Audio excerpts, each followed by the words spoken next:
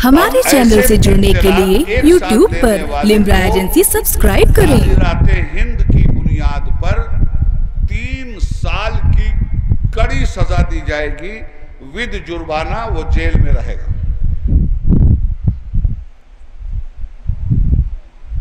ये बात क्यों पैदा हो गई भाई? ये बात इसलिए पैदा हुई कि शरीयत ने मना किया था। पैगाम रसालत ये था कि तलाक मत दो।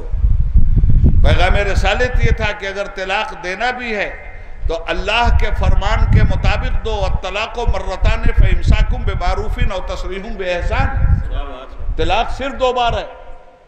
2 बार में आपको पावर है वापस ले लेने का, मगर तीसरी बार अगर आप दे दीजिएगा तो फिर ये पावर आपका खत्म हो जाएगा, बीवी हाथ से निकल जाएगी। 3 तलाक एक साथ देने का जिक्र न कहीं कुरान में है, न कहीं हदीस में है, न कहीं अइम्मा के यहाँ है। एक साथ 3 तलाक देने से कुरान ने रोका, हदीस ने रोका। मगर उदखुलू फिस्सिल्म काफ़ा का हक अदा नहीं किया गया। इस्लाम में पूरे पूरे दाखिल हो जाओ। निकाह पढ़ाना था, बीवी लानी थी, तब तो इस्लाम इस्लाम चिल्लाने लगे, और जब तलाक दिया तो इस्लाम नहीं याद आया। निकाह किया तो दाखिले इस्लाम रहे, और इस्लाम की मर्जी के खिलाफ इस्लामी कानून तोड़ करके तलाक दिया। ऐसे ही लोगों से कहा जा रहा है उदखुलू फिस्सिल्म काफ़ा, इस्लाम में पूरे पूरे दाखिल हो जाओ।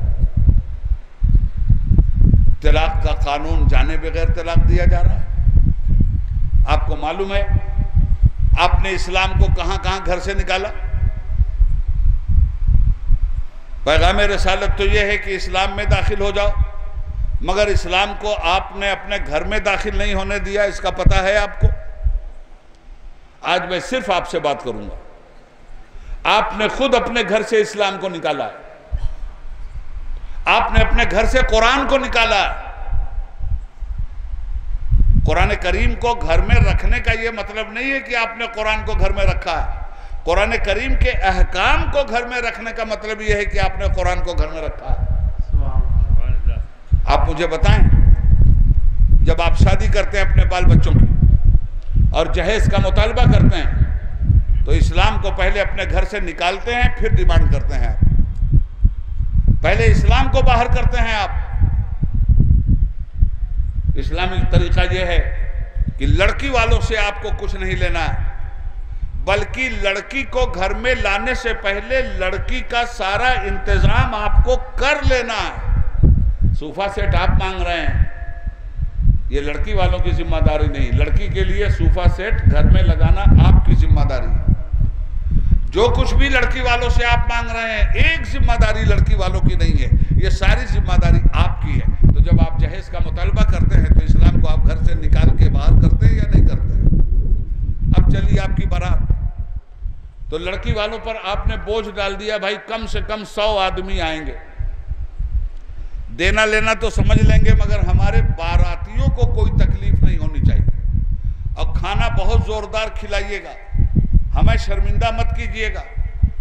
अब वो बेचारा किस तरह से, यानी आप तो उस दिन उसको ऐसा बधुआ मजदूर बना देते हैं कि जब तक आप उसके घर से वापस नहीं जाते, बस वो अल्लाह ताला से किसी तरह से, जैसे शैतान से पनाह मांगी जाती है, औज़ु बिल्लाहि मिनश शैतानिर रजीम, वैसे ही आपसे अल्लाह की पनाह मांगी जाती है। या अल्लाह, इन जहेज के डिमांड करने वाले भिखारियों को, फकीरों को जल्दी से मेरे घर से हटा दे मेरे मालिक, मेरी इज्जत आबरू बचा ले। कसम खुदा की पोजीशन यही है। आपने पैगाम रसालत कबूल किया, उदखुलू फिस्सिल्म काफ़ा, इस्लाम में पूरे पूरे दाखिल हो जाओ। वला तत्तबिउ खुतवाति शैतान, शैतान की गुलामी मत करो। इन्नहु लकुम अदुव्वुम मुबीन, इसलिए कि वो तुम्हारा खुला हुआ दुश्मन है। उस दुश्मन का साथ आप कहाँ नहीं दे रहे हैं। और इस्लाम को घर से बाहर किया, शैतान को घर में अंदर दाखिल किया। कैसे इस्लाम बाहर हुआ? शादी की तारीख तय हो गई, बारात चली आपकी, तो आतिशबाजी, बाजा, आजकल एक खबीस मर्ज निकला हुआ है डीजे। अब बारात चली, हर इखलाकी ज़ाब्ता तोड़ के बारात चली आपकी, लौंडे नाचते गाचे चले। है वहाँ कहीं इस्लाम आपकी बारात में? कहीं नहीं है इस्लाम आपकी बारात। लड़की वाले के यहाँ पहुंचे तो जितना पटाखा फोड़ना था, जितना बाजा बजाना था, ये मैं सारे मुसलमान ऐसा नहीं करते, अक्सरियत ये कर रही है, इस बात को याद रखिएगा। वहां भी इस्लाम नहीं, हर जगह शैतान को पास में रखा, इस्लाम को हर जगह गेट से बाहर रखा। अब जब निकाह पढ़ाने का टाइम आया तब फिक्र हुई 2 मिनट के लिए, अरे यार इस्लाम कहाँ है, काजी साहब कहाँ है, मौलाना साहब कहाँ है, गवाह कहाँ। अब इस्लाम तलाश किया जा रहा है। 10 मिनट के लिए इस्लाम को तलाश करके लाया गया स्टेज पे और 10 मिनट में इस्लाम का काम कर दिया गया। और उसके बाद इस्लाम के कान में चुपके से कहा गया, हजरत आप जाइए ना, अब हमें दूसरे का भी तो काम करना है, शैतान भी तो बाजू में खड़ा है, अब आप तशरीफ ले जाइए ताकि हम उसको बुलावें। उसके बाद फिर वो आ गया चढ़ करके। ईमानदारी से बताइए ये हो रहा है कि नहीं हो रहा है। आप कहते हैं हम परेशान हैं, आप कहते हैं हमारे ऊपर मुसीबत आई है, ये मुसीबत नहीं है, ये अज़ाब इलाही है, ये मोदी नहीं है, ये अज़ाब इलाही है, ये योगी नहीं है, ये अज़ाब इलाही है। जो लोग भी आपको सता रहे हैं ये अज़ाब इलाही है, याद रखिएगा। फरमाया था सरकार ने, जब मेरी उम्मत बदअमल हो जाएगी तो इस पे जालिम हाकिम मुसल्लत हो जाएगा। सिर्फ जालिमों का रोना हम क्यों रो रहे हैं, अपनी बदअमली का रोना हम क्यों नहीं रो रहे हैं, अपने गिरबान में हम झांक के क्यों नहीं देख रहे हैं, ये जलसे क्यों हो रहे हैं, ये चीखो पुकार क्यों हो रही है। औरत को शादी किया, चलिए शादी किया तो पूरा ढोल बजा दिया, सारी दुनिया को मालूम हुआ। तलाक दिया तो दीवार को भी खबर नहीं था, ठोक दिया 3 तलाक एक साथ। ये शरीयत की गर्दन आपने मारी कि नहीं मारी। बड़ा जालिम है वो मुस्लिम मर्द जो अपनी बीवी को एक बैठक में 3 तलाक देता है। और हजरत उमर रज़ी अल्लाह ताला अन्हु के ज़माने में अगर किसी ऐसे जालिम मर्द की निशानदेही हो जाती थी तो आप दरबार खिलाफत में बुलाकर लोगों के सामने कोड़ों और दुर्रों से ऐसे 3 तलाक एक साथ देने वालों की मरम्मत फरमाते थे। मगर ये कानून वो बना रहा है जिसका नाम मोदी है। वो मुसलमान मर्द तो बहुत बड़ा जालिम है जो अपनी बीवी को एक साथ 3 तलाक देता है, उसको तो सजा मिलनी ही चाहिए, हम इसके पक्षधर हैं। मगर हमारे मुल्क में उससे भी बड़ा एक जालिम है जो अपनी बीवी को न घर में रखने के लिए तैयार है न छोड़ने के लिए तैयार है। वो है हमारे मुल्क का प्राइम मिनिस्टर। तो उनका रोना हम क्यों रोवें भाई, हमें अपने रोने से फुर्सत हो तो रोवें किसी का रोना। क्या हमारे समाज में ये नहीं हो रहा है? गैर शरई काम फख्र से किया जा रहा है। उदखुलू फिस्सिल्म काफा, पूरे पूरे इस्लाम में दाखिल हो जाओ, मत दो इस तरह से अपनी बीवियों को 3 तलाक। तलाक देने का भी तरीका है, मगर जब इस्लाम में पूरे पूरे दाखिल होइएगा तब आप ना काम करेंगे। वो इस्लाम का कुछ हिस्सा पकड़ लिया, कुछ हिस्सा छोड़ दिया। अब तलाक देने का क्या तरीका है? सब तो शादीशुदा है, कुछ शादी करने के लिए तैयार बैठे हैं। ये शौक तो सबका है ना भाई, ये सिर्फ जवानी का शौक नहीं है, उसके माँ बाप का भी शौक है, उसके भाई बहन का भी शौक है कि इसकी शादी होनी चाहिए, होनी चाहिए। मगर तलाक कब दी जाए, क्यों दी जाए, कैसे दी जाए, और तलाक देने वाले को नबी पाक क्या कहते हैं? पैगाम रसालत तो ये है कि तलाक देने वालों पे लानत होती है, हलाला कराने वाले पर लानत होती है। आजकल तो ठेका लिया है लोगों ने हलाला करने का।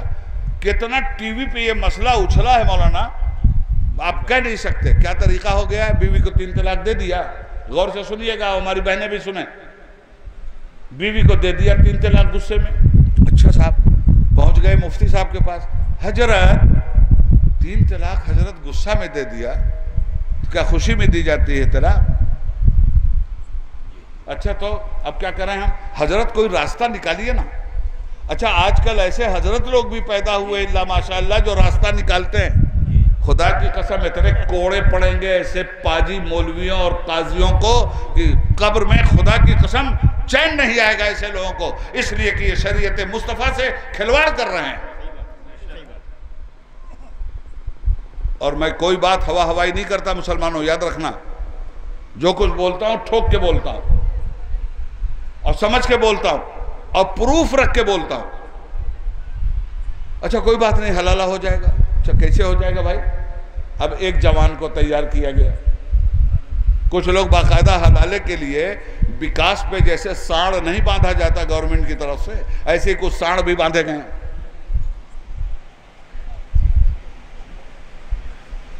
हो जाएगा, कैसे हो जाएगा?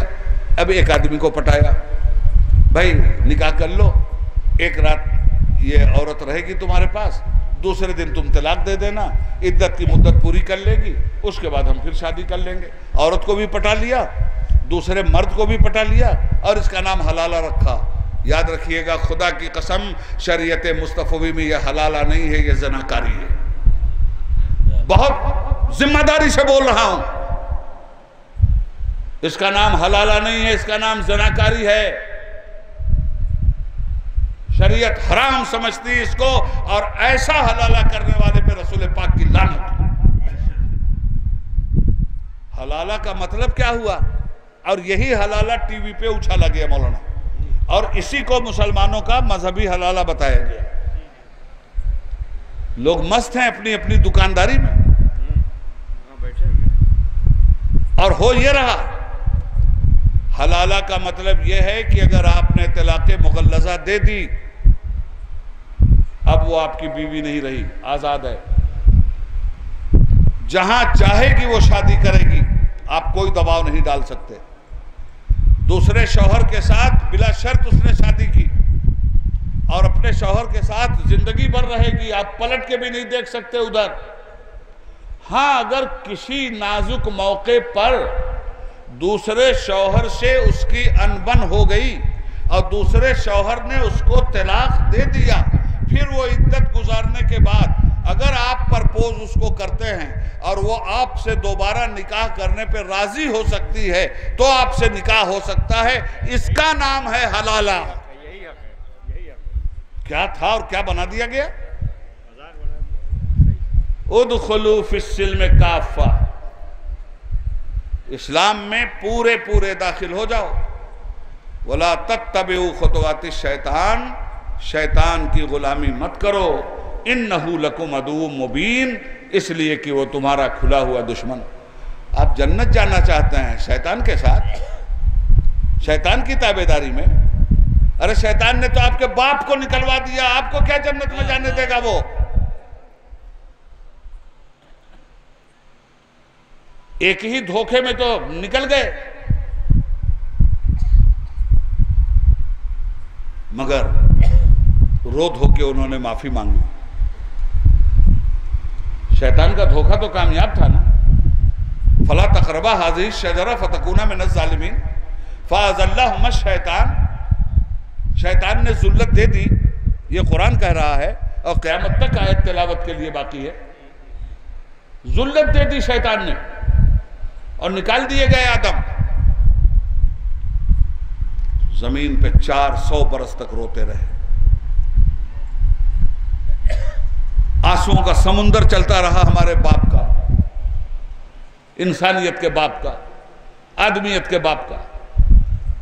पत्थरों में आदम अलैहिस्सलाम की आंखों के आंसू इतनी तेजी से रवा थे। एक बार दरूद पढ़ लीजिए, अल्लाहुम्मा सल्ली। गौर से सुनिए बात, इकट्ठा हो जाता था पानी की शक्ल। तो आदम अलैहिस्सलाम की शान क्या थी? वअल्लमा आदम अल-अस्मा कुल्लहा, सबकी बोली समझते थे।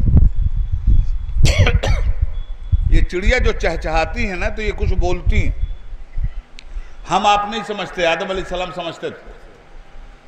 हजरत जब चिड़िया चहचहाती थी तो और रोते थे, गिड़गिड़ाते थे और आंसू जारी होते थे। जानते हैं क्यों? वो चिड़िया बोलती थी आंसू पी करके, या अल्लाह जमीन पे इतना मीठा पानी कभी हमने नहीं पिया है, तेरा शुक्र अदा करते हैं ये पानी हमको देता जाए। तो आदम अलैहिस्सलाम कहते थे, परवरदिगार अब तो ये चिड़िया चरिंद परिंद भी मेरे आंसुओं का मजाक उड़ा रहे हैं।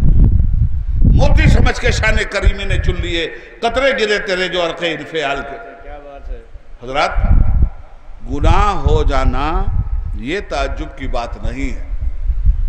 वो आदमी ही क्या जिससे गुनाह ना हो यार, वो आदमी ही क्या जिससे भूल ना हो।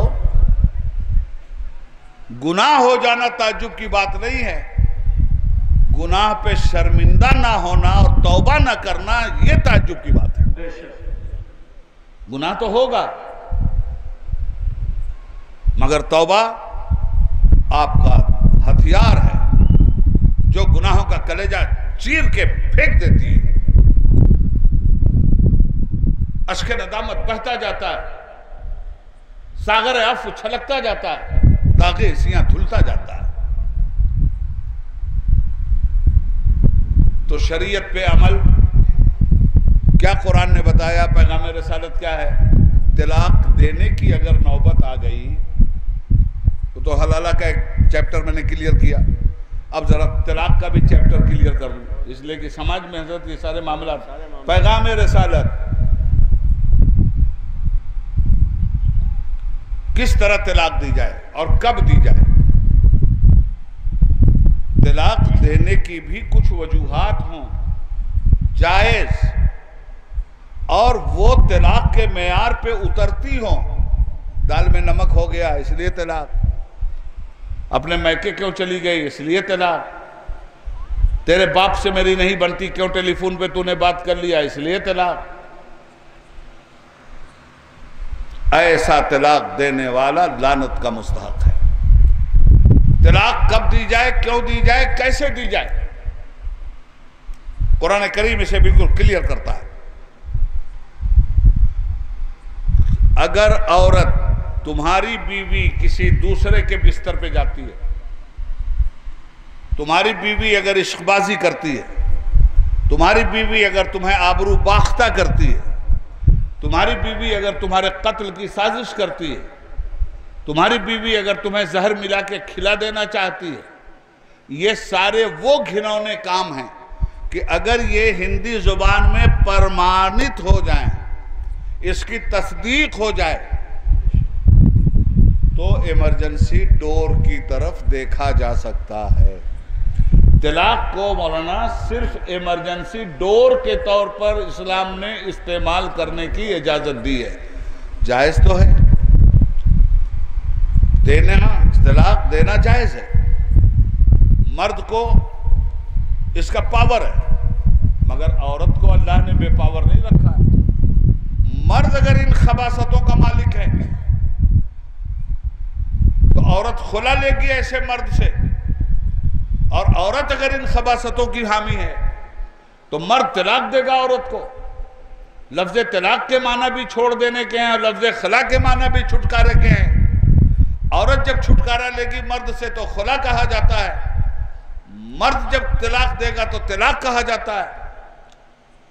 तो जब ऐसे गंभीर मामलात पैदा हो जाएं तो भी इस्लाम कहता है, तलाक का मजाक उड़ाया गया कि अच्छा सिर्फ इस्लाम ही में है तलाक, दूसरों के यहाँ तलाक नहीं है। तो आप जानते हो क्या हो रहा है, अगर ये तलाक का इमरजेंसी दरवाजा इस्लाम ने न खोला होता मुसलमानों, तो तुम्हारी औरतों को भी तुम उसी तरह जला जला के मार डालते जिस तरह दूसरों के यहाँ तलाक नहीं है और दूसरा मर्द अय्याशी करते हुए अपनी बीवी पे मिट्टी का तेल छिड़क के फूंक देता है और तरह तरह के बहाने बनाता है।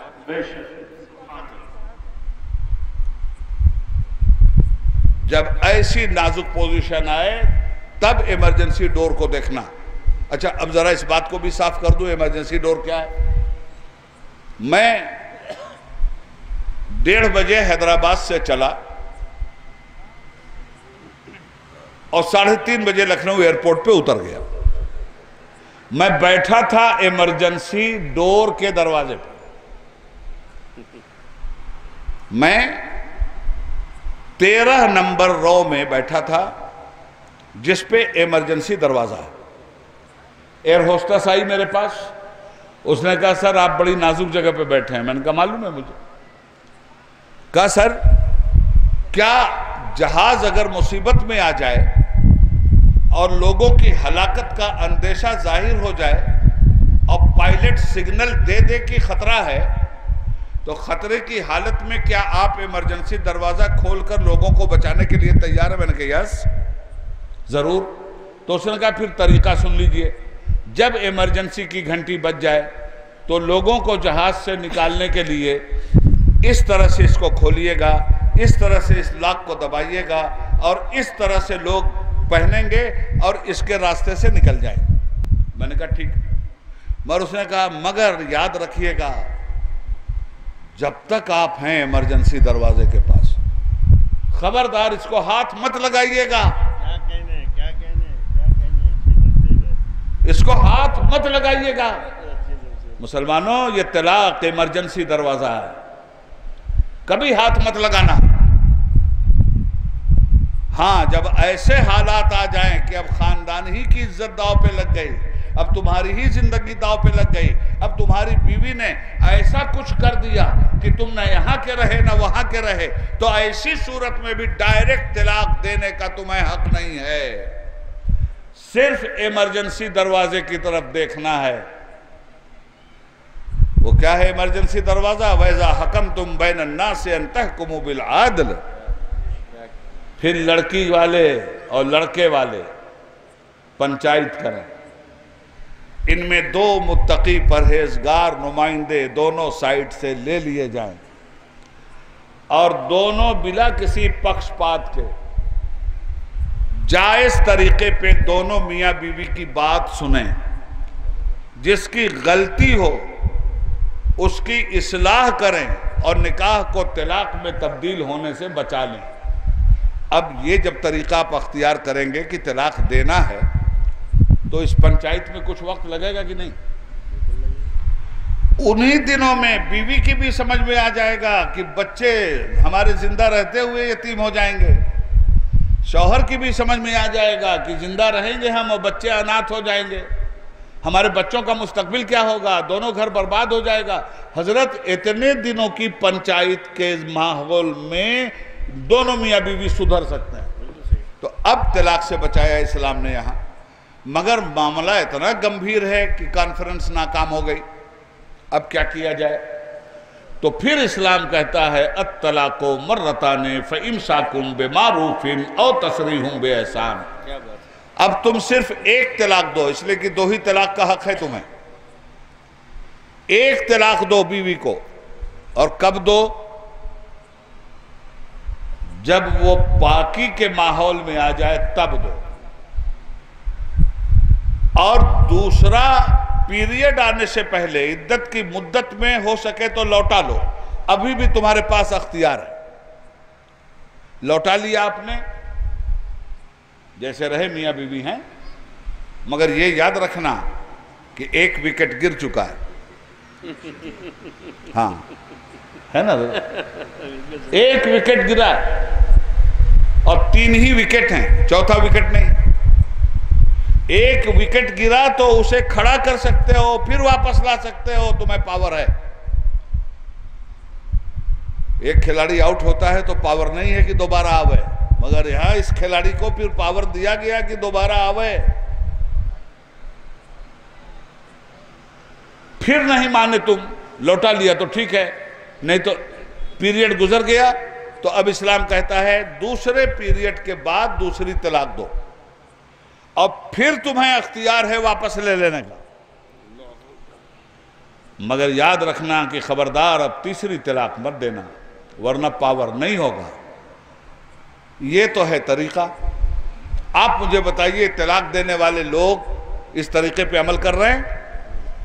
ये तरीका जानते भी हैं, मसला मालूम भी है, बिला मसले को मालूम किए तलाक दे रहे हैं। उदखुलू फिस्सिल्म काफा, दाखिल हो जाओ पूरे पूरे इस्लाम में। वला तत्तबिउ खुतवाति शैतान, मत इत्तिबा करो शैतान की, इन्नहु लकुम अदुव्वुम मुबीन, वो तुम्हारा खुला हुआ दुश्मन है। नबी पाक सल्लल्लाहु अलैहि वसल्लम का पैगाम रसालत सुनिए, क्या नाम दिया है इस कॉन्फ्रेंस का। मैं तो कई बार मुजाहिद दौरा के ज़माने में भी आया, अल्लाह उन्हें गरीक़ रहमत फरमाए। अब हज़रत संभाले हुए हैं, अल्लाह ताला इन्हें सदाबहार रखे और इनकी खिदमत से आपके इलाके में शमए हक रोशन रहे, ये मुझ गुनहगार की दुआ है। जायज़ है तलाक, पावर है आपको, मगर नबी करीम सल्लल्लाहु अलैहि वसल्लम ने फरमाया कि मुसलमानों सुन लो, अल्लाह ने जितनी चीज़ों को जायज़ किया है उसमें जो चीज़ अल्लाह को सबसे ज़्यादा नापसंद है वो तलाक है। सुन लिया आपने? अल्लाह ने जितनी चीज़ों को जायज़ किया है उसमें जो चीज़ रब्बुल आलमीन को सबसे ज़्यादा नापसंद है वो तलाक है। तलाक से तुम्हारे घरों से रहमतें उठ जाती हैं, बरकतें ख़त्म हो जाती हैं, तबाहियाँ आ जाती हैं, बर्बादियाँ और हलाकतों के मनहूस साए में तुम रहते हो। तलाक देने से परहेज करो। इस्लाम में निकाह की तरगीब दी गई है, निकाह की तरहीब की गई है, निकाह का शौक दिलवाया गया है, तलाक से बचने के लिए हर मुमकिन कोशिश करने का हुक्म दिया गया है। तो अगर हमारा रिश्ता अपने खुदा की मोहब्बत का पक्का होता, अगर पैगाम रिसालत के साथ हमारा वजूद सच्चा होता, तो हम कोई ऐसा काम नहीं करते जो इस्लामी शरीयत के मुनाफी हो। आखिरी बात, जिन लोगों की ये हैसियत थी जो पूरे पूरे इस्लाम में दाखिल हुए थे, उनकी एक कहानी सुनाकर उबैदुल्लाह आज़मी आपसे रुखसत चाहेगा, इसलिए कि मुझे लखनऊ जाना है। अभी सुबह पहली फ्लाइट से मुझे बॉम्बे जाना है। अर्ज ये करना चाहता हूं, ईरान में एक बहुत बड़े वली गुजरे हैं। एक शहर है खरकान, हजरत अबुल हसन खरकानी रहमतुल्लाह ताला अलैह। उनकी कितने बड़े वली थे, इस बात से आप अंदाजा लगा लेंगे कि कितने बड़े वली थे। हजरत बायजीद बुस्तामी रहमतुल्लाह अलैह का नाम सुना होगा आपने। हजरत बायजीद बुस्तामी हजरत हबीब अजमी के मुरीद थे और हजरत हबीब अजमी हजरत इमाम हसन बसरी के मुरीद थे और हजरत इमाम हसन बसरी मौलाए कायनात मुश्किल कुशा सैयदना अली के मुरीद थे। यानी हजरत बायजीद बुस्तामी के दादा पीर थे इमाम हसन बसरी और परदादा पीर थे मौलाए कायनात। कितना करीब का रिश्ता है, बहुत बड़ी शख्सियत है हजरत बायजीद बुस्तामी रहमतुल्लाह अलैह की। सारे औलिया सर झुकाते हैं उस मुकद्दस बारगाह में, इतनी बड़ी शख्सियत है, एहतराम का सर सबका झुका हुआ है। हजरत अपने मुरीदों के साथ शहर खरकान से गुजर रहे थे। एक जगह खड़े हो गए, जमीन से मिट्टी उठाया,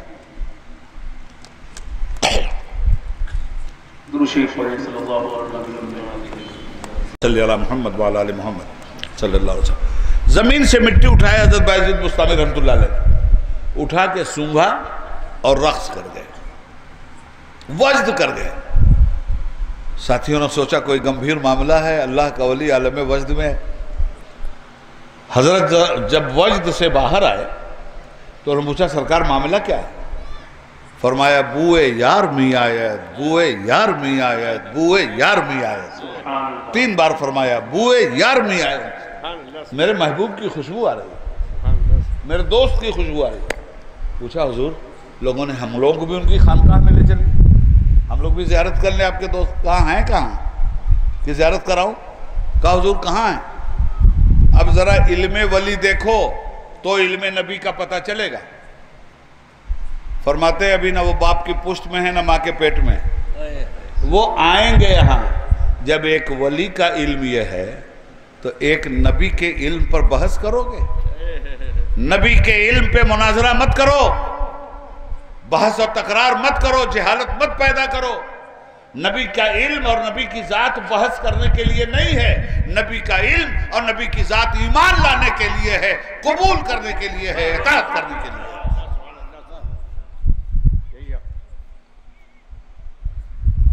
पूछा हुजूर उनका नाम क्या होगा? कहा अबुल हसन होगा उनका नाम, और दुनिया में अबुल हसन खरकानी के नाम से मशहूर हो। सुन लीजिए आखिरी बात बड़े काम की। जब हजरत अपने दौर में आए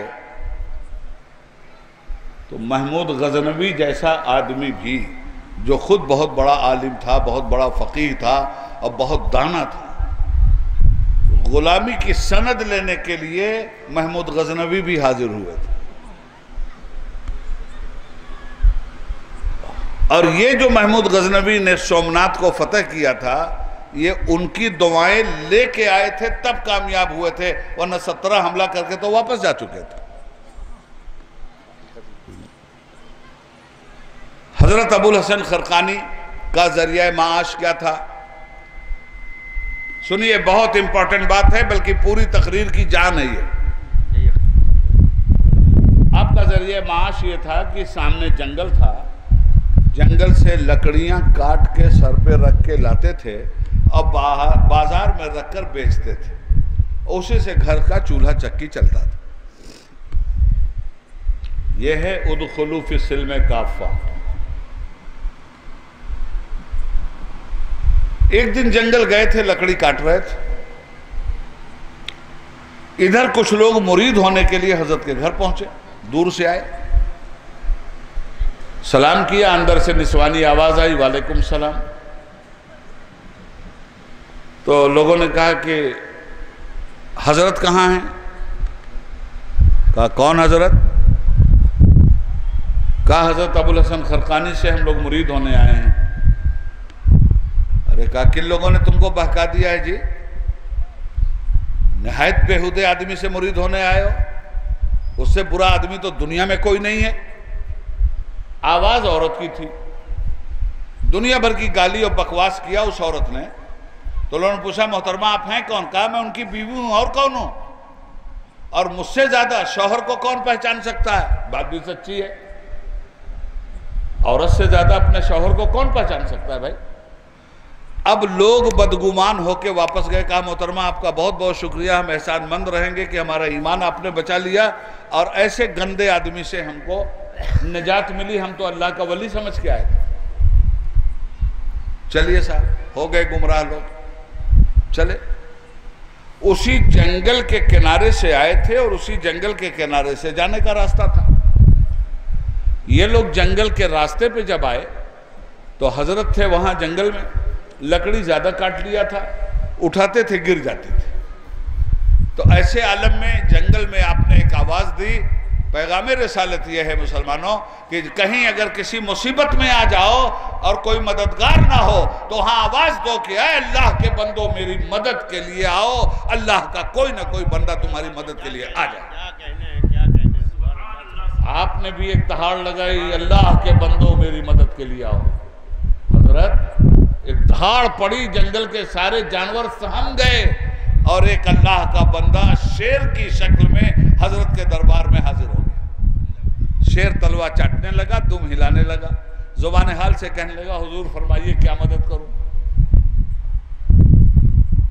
आपने लकड़ी का गट्ठर उठाया, शेर की पीठ पे बांधा और शेर की पीठी पे बैठ गए। कहा चल घर तक पहुंचा। शेर पे बैठ के बाहर निकले। अब ये जो इधर बाहर निकले और वो काफिला हजरत सामने टकराया। अब वो जो टकराया तो चले भाग, वो भागने लगे कि या अल्लाह ये क्या है? तो हजरत ने आवाज दिया, ऐ मंजिले मकसूद के राहियों, रहबर छोड़कर नहीं भागा जाता। जिस मंजिल के लिए आए थे तुम्हें मंजिल बुला रही है, वापस आ जाओ। मैं अबुल हसन खरकानी हूं। अब जो पलटे लोग साहब तो थरथरा तो रहे ही थे शेर को देख। तो लोगों ने कहा हुजूर ये बताइए कि ये शेर आपका वफादार और ताबेदार कैसे हो गया? तो आपने फरमाया कि मैं पहले ये बताऊं कि ये मेरा ताबेदार कैसे हो गया, ये बात बाद में होगी। पहले तुम लोग मुझे ये बताओ कि जिन मोहतरमा से सलवात सुन के आए हो, मेरी बीवी ने जो कुछ कहा है तुम लोगों से, देखो क्या है अल्लाह का वली। लोग नबी के नाम पे बहस करते हैं। खुदा की कसम जहन्नम के फरिश्ते उनके नाम पे बहस करेंगे जो मेरे मुस्तफा के नाम पे गलत बहस करते हैं।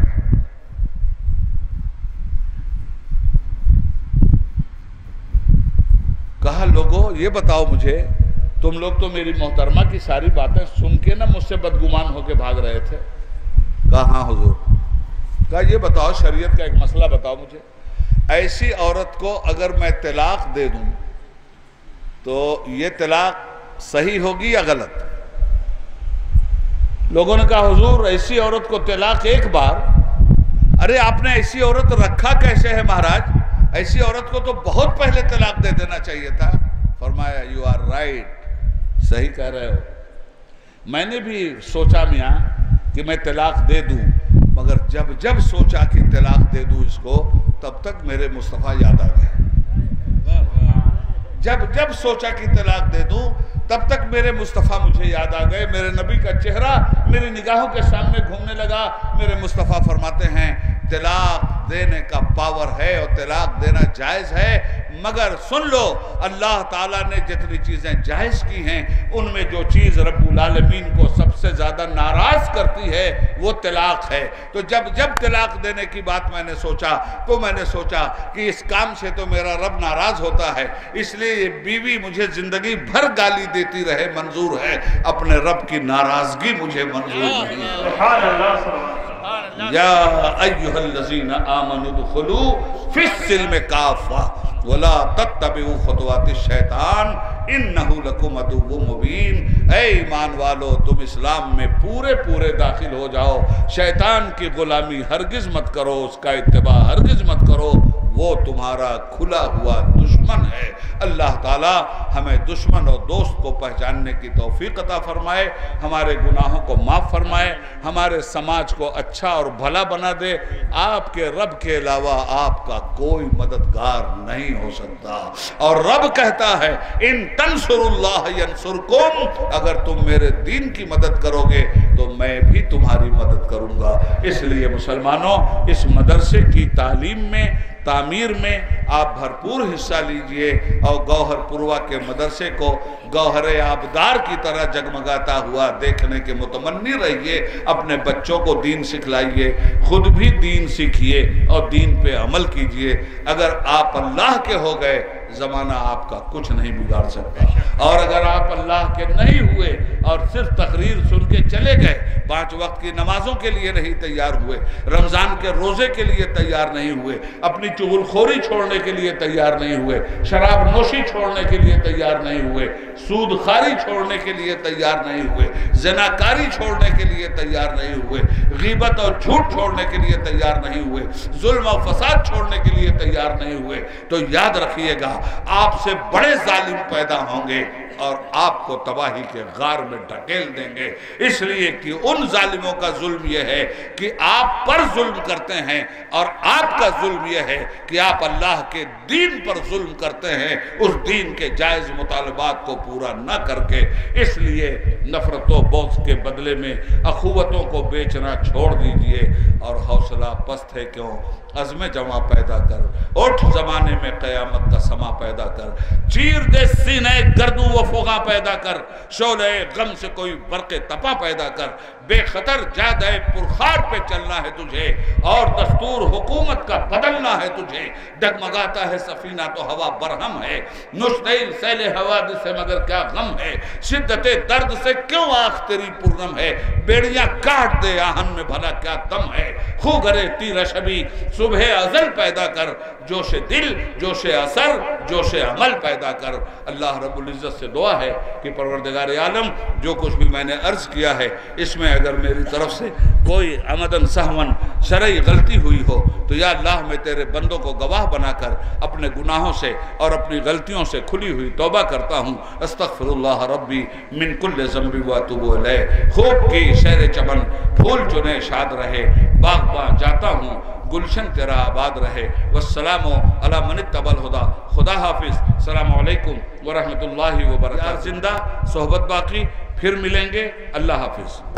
हमारे चैनल से जुड़ने के लिए YouTube पर लिम्रा एजेंसी सब्सक्राइब करें।